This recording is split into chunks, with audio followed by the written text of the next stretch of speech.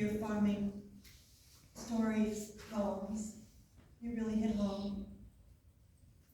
And Kenny, thank you so much for the memories you just shared. And asking God to give us strength.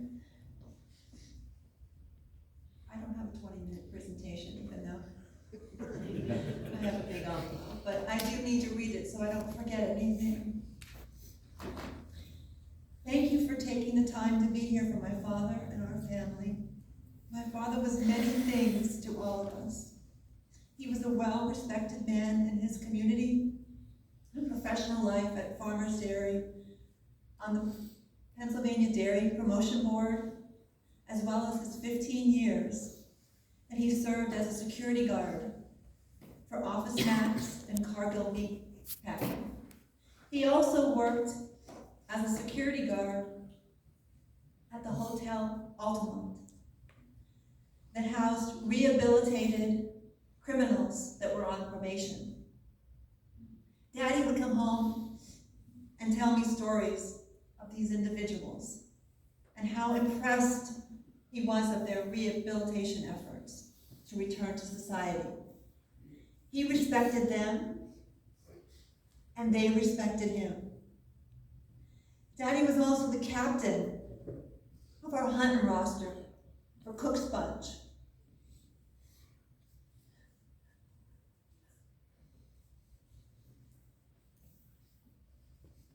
They consisted of about 20 to 25 hunters.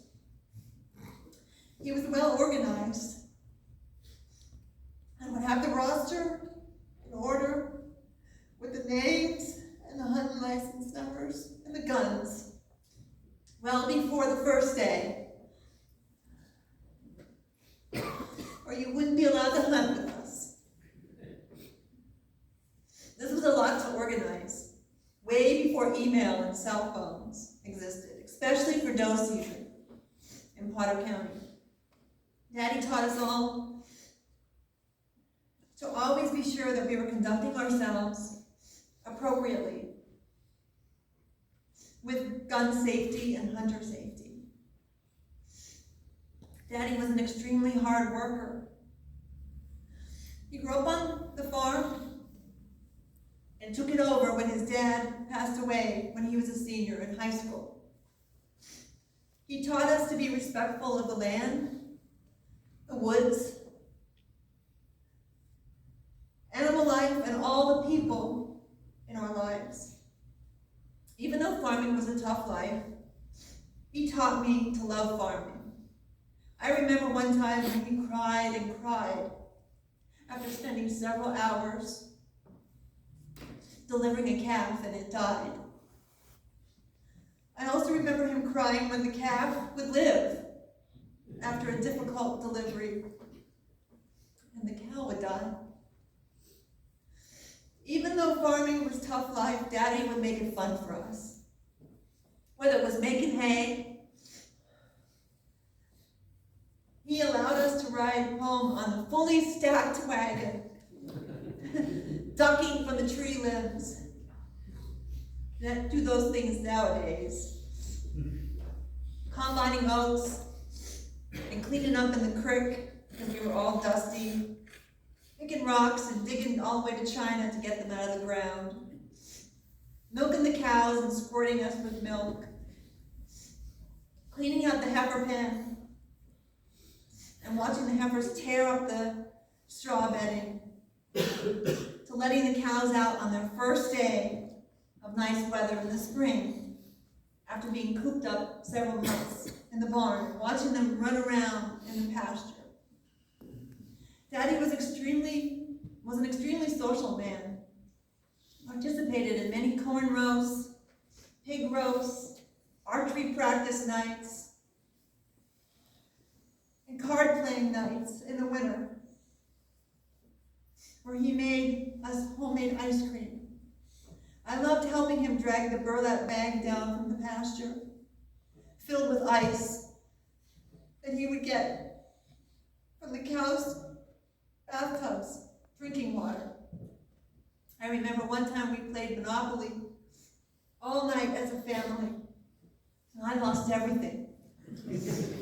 The But he continued to let me play and allowed me to borrow money from him. That was the best. I also remember Daddy being a real jokester. If we were ever caught goofing around, he would smack us on the side of the head and call us a peckerhead. He would often stick his tongue out, and when people took his picture, I still do that to this day. My husband hates when I stick my tongue out. And when we drove past Dupa's house, Bobby and Rose, when we were spotting deer, he would always do his death call out the window to scare Rosie. I always loved spotting deer with Daddy and his friends. Daddy always made hunting fun too. I loved going to the cabin for doe season in Potter County. He would make fun of the drives, telling us that Uncle Davy was going to flank the road and chase deer into us by firing off a few shots. He told us that we'd probably end up with one leg shorter than the other by chasing a deer around the steep Potter County mountains. I loved, when I was a little girl, he took videos of us growing up. He not only captured our family and friends, who were considered family, like Glenn and Barbara, and their kids, Suzanne and Tracy, and Bobby and Rosie, and their kids, Sandy and Sherry. He loved the fall leaves. I'm so happy that he captured all those memories for us. I'm going to be watching those tapes over the next few months. Thank you, Donnie, for making them for me. As I reminisce over our childhood memories of a father that meant so much to me and to all of us. Thank you.